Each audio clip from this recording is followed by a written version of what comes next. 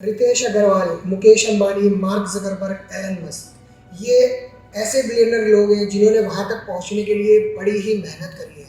बहुत सारे इनके इनोवेटिव आइडियाज़ हैं जिन आइडियाज़ ने इन्हें वहाँ तक पहुँचाया है। और अगर मैं आपसे पूछूं कि आप भी मिलियनर बनना चाहते हैं तो यकीनन आपका जवाब हाँ होगा। लेकिन अगर मैं पूछूं कि आप कैसे बन सकते हो मिलियनर, तो आप क्या बोलेंगे? आप में ज़्यादातर लोगों का जवाब यही होगा कि हम इसके लिए बहुत मेहनत करेंगे, नए नए आइडियाज़ सोचेंगे, उन्हें अपनी लाइफ में अप्लाई करेंगे, तब जाके हम मिलियनियर बन सकते हैं। तो आज ऐसे ही 5 लोगों की कहानी मैं आपके लिए लेकर आया हूँ।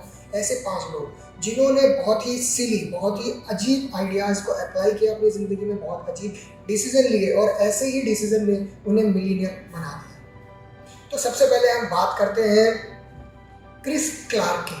1991 WWW यानी वर्ल्ड वाइड वेब, इसे 1991 में पब्लिक के लिए एक्सेसिबल किया गया था। अगर आसान शब्दों में मैं आपको समझाऊं तो इंटरनेट क्या होता है, इसे कैसे यूज़ करते हैं, 1991 में दुनिया को पता चला और लोगों ने उसका इस्तेमाल करना शुरू किया। ये एक ऐसा वक्त था जब इंटरनेट सबके लिए एक नई चीज़ थी। उसको कैसे यूज़ करना है या उससे क्या क्या फ़ायदे हो सकते हैं लोगों को नहीं पता था। लोगों को ये भी नहीं पता था कि वेबसाइट क्या होती है, डोमेन नेम क्या होता है।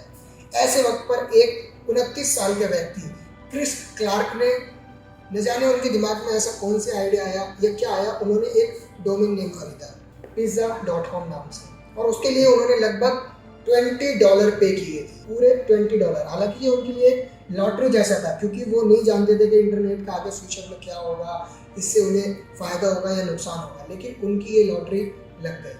क्योंकि आगे चलकर 2008 में उन्होंने इसी pizza.com को सोल्ड आउट किया। और सोचिए किस अमाउंट में उन्होंने सोल्ड किया होगा। अगर मैं आपको बताऊं तो उन्होंने इसे सोल्ड किया $2.6 मिलियन में। तो इस तरीके से वो भी एक अपनी सिली आइडियाज से मिलियनियर बने। वहीं दूसरी कहानी है चार्ली अयर्स नाम के एक व्यक्ति की। दोस्तों, आप में से बहुत सारे लोग ऐसे होंगे जो अपनी मौजूदा जॉब से परेशान होंगे। मतलब कुछ ना कुछ उनके दिमाग में होगा कि मैं इससे खुश नहीं हूँ, मुझे सेटिस्फेक्शन नहीं है, मैं इसे चेंज करना चाहता हूँ। लेकिन आप कहीं ना कहीं दिमाग में ये सोच के डरते हैं कि अगर मैं जॉब चेंज करूँगा तो कहीं और अगर मैं जॉब करूँगा वहाँ मेरी क्या काम होंगे, वहाँ की टाइमिंग क्या होगी, मेरी सैलरी क्या होगी। ये एक आपको टफ काम लगता है।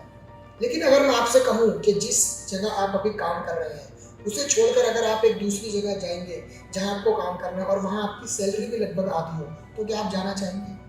बिल्कुल नहीं। लेकिन चार्ली एयर्स के केस में एकदम उल्टा है। वो फूड इंडस्ट्री में बहुत पहले से काम करते थे। सिलिकॉन वैली में ही उनका एक रेस्टोरेंट था जिसे वो चलाते थे और साल में लगभग $80,000 वो कमा लेते थे। लेकिन कहीं ना कहीं वो अपने प्रोफेशन से, अपने काम से, लेकिन कहीं ना कहीं उनके क्लाइंट से बनती नहीं थी, उनके जो कस्टमर होते थे उनसे बनती नहीं थी। तो उन्होंने सोचा कि क्यों ना मैं अपनी जॉब को चेंज करूँ, और कोइंसिडेंस कहिए इसे।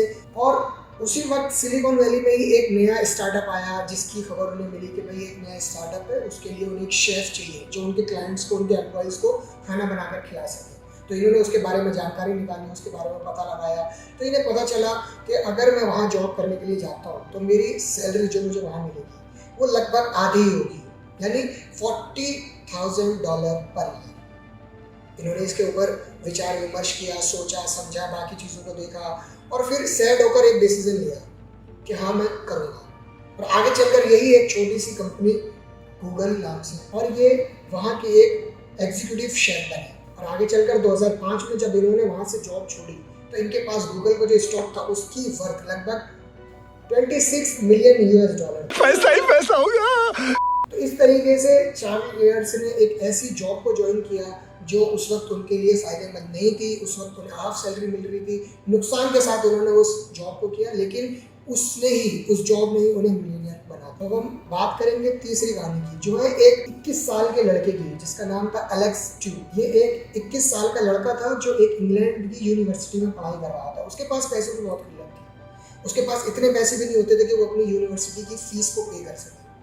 हालांकि उसके दिमाग में एक रैंडम सा आइडिया आता है कि उन्होंने एक वेबसाइट बनाई, और उसने एक वेबसाइट बनाई, द $1,000,000 होम पेज नाम रखा, और उसने अपनी वेबसाइट को 1 मिलियन बॉक्सेस यानी 1 मिलियन पिक्सल में डिवाइड किया, और हर एक पिक्सल्स के लिए $1 उसने लेना शुरू किया, $1 में एक पिक्सल बेचना शुरू। उस वेबसाइट की खासियत ये थी कि आप अपने एक पिक्सल में अपना कोई भी फोटो, अपने किसी चाहने वाले का, अपने किसी काम का, किसी भी चीज़ का कोई भी फोटो आप उस पर लगा सकते हो, उस पर एक लिंक अटैच कर सकते हो। कोई भी अगर उस फोटो पर क्लिक करेगा तो वो ऑटोमेटिक रिडायरेक्ट होकर आपके लिंक पर आ जाएगा। क्या ऐसी वेबसाइट चल सकती थी, या आपको क्या लगता है कि लोगों ने उसमें इंटरेस्ट दिखाया होगा, उसे खरीदा होगा? जी हाँ, बिल्कुल। लोगों ने उनके पिक्सल्स को खरीदना शुरू किया, अपने ब्रांड के प्रमोशंस के लिए, अपने काम के लिए उसको यूज़ करना शुरू किया। और जब मीडिया ने इसको कवर किया, इस न्यूज़ को कवर किया, तो इसकी डिमांड इतनी ज़्यादा बढ़ गई कि लास्ट के जो 1000 पिक्सल थे उन्हें बेचने के लिए इन्हें ऑक्शन करवाना पड़ा। तो इस तरीके से इन्होंने भी कई मिलियन में इसकी कमाई करी। और ये बहुत ही, अब तक का मुझे बहुत ही अजीब सा डिसीजन लगा, और जिसने एक इंसान को मिलियनर बना दिया। लेकिन अब जो मैं एक कहानी आपको बताऊंगा, चौथी, वो भी एक बहुत ही हैरान करने वाली कहानी है। सोचिए मैं आपसे बोलूँ पेट, यानी अगर पालतू जानवर, तो आप क्या सोचेंगे? डॉग्स, कैट, रैबिट्स, इस तरीके के जो भी जानवर हो। लेकिन अगर मैं बोलूँ मैं आपको एक स्टोन गिफ्ट करना चाहता हूँ जिसे आप एज ए पेट पालें, उसका ख्याल रखें, तो आप क्या सोचेंगे? जाहिर सी बात है, आप सोचेंगे क्या बेहुदा बातें कर रहे हैं। एक इंसान एक पेट के रूप में एक स्टोन को कैसे पाल सकता है, कैसे उसका ध्यान रख सकता है? लेकिन ऐसा हुआ है। गैरी हेल नाम के यूएस के एक व्यक्ति ने 1975 वो अपने एक दोस्त की पार्टी में गए, जहां उनके दोस्त ने उन्हें बताया कि मेरा एक पेट है जो मुझे काफ़ी परेशान करता है, उसको वक्त पे खाना दो, नहलाओ धुलाओ घुमाओ, उसके बावजूद तो मुझे परेशान करता है। तो गैरी हेल के दिमाग में एक आइडिया आया, क्यों ना मैं एक ऐसे पेट का आविष्कार करूँ, मैं एक मार्केट में एक ऐसा पेट लेकर आऊँ जिसकी कोई डिमांड ही ना हो, जिससे उसका ओनर कभी परेशान ही ना हो। तो यही सोचकर उन्होंने ये आइडिया लगाया, क्यों ना मैं स्टोन को एज ए पेट मार्केट में लॉन्च करूँ, और उन्होंने ऐसा ही किया। गैरी हेल खुद भी एक एडवर्टाइजिंग एग्जीक्यूटिव थे, तो उन्हें काफ़ी अच्छे तरीके से पता था कि उन्हें अपने प्रोडक्ट को किस तरीके से लॉन्च करना है, उसकी मार्केटिंग कैसे करनी है। उन्होंने इस टैगलाइन को यूज़ किया कि ये एक ऐसा पेट है जो ना आपसे कोई डिमांड करता है, ना आपको परेशान करता है। और बाकायदा उनका जो भी पेट सोल्ड होता था तो उसके साथ एक पूरी बुकलेट दी जाती थी जिसमें लिखा होता था आप इसका ध्यान कैसे रख सकते हैं, आप इसे कब पानी डाल सकते हैं, आप इससे कैसे बात कर सकते हैं, वगैरह वगैरह।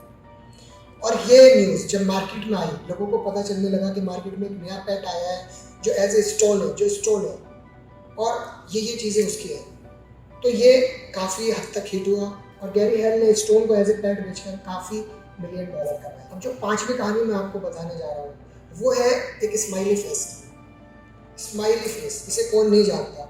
आजकल आप में से हर एक इंसान इसे कहीं ना कहीं देख लेता होगा अपने दिन में, या फिर इसका इस्तेमाल करता होगा। क्या आप सोच सकते हैं कि इस स्माइली फेस ने भी किसी इंसान को मिलियनियर बना दिया? हालांकि ये बात अलग है कि जिस इंसान ने इसका आविष्कार किया वो मिलियनियर नहीं बना, बल्कि कोई और इंसान मिलियनियर। हार्वे बॉल नाम के व्यक्ति ने 1963 में स्माइली बॉल का आविष्कार किया था अपनी पीआर कंपनी के किसी क्लाइंट के लिए, और इसने उसे बहुत ही कम दामों में बेच दिया। हालांकि उसने उसका ट्रेडमार्क नहीं कराया, ये उसकी गलती थी। दो भाई जो स्पेन ब्रदर्स के नाम से मशहूर है, उन्होंने इसे खरीदा और फिर इसकी मार्केटिंग करनी शुरू की। हर जगह हैव ए नाइस डे के साथ इसकी ब्रांडिंग की गई, T shirts, cup, batches, school bag वगैरह वगैरह, हर चीज़ें, हर जगह इसकी मार्केटिंग की गई हैव ए नाइस डे करके, जिससे लगे कि भाई इंसान अगर इसे देखता है तो फिर उसका मूड चेंज हो, वो थोड़ा खुश हो। और आगे चलकर लगभग 50 साल के बाद में स्माइली वर्ल्ड नाम की कंपनी, जो कि ये दो भाई उन्होंने बनाया, उसे चलाया, उसका लगभग 1 साल का जो इनकम थी वो $250 मिलियन। तो आप सोचिए किस तरीके से आपके कुछ सिली आइडियाज, जिन्हें आप शायद बेकार या फालतू आइडियाज कहें, वो भी आपको मिलियनर बना सकते हैं। तो ज़रूरी नहीं है हमेशा अगर आपके दिमाग में कोई ऐसा आइडिया आता है बिजनेस से रिलेटेड या स्टार्टअप से रिलेटेड, तो आप उसके बारे में सोचते रहें, क्या करूं, कैसे करूं, अगर ये करूंगा ऐसा होगा, क्या करना चाहिए क्या नहीं। हमेशा इतनी ज़्यादा कैलकुलेशन की ज़रूरत नहीं है। कभी कभी आप अपने आइडियाज़ को अपनी ज़िंदगी में अप्लाई भी करना चाहिए।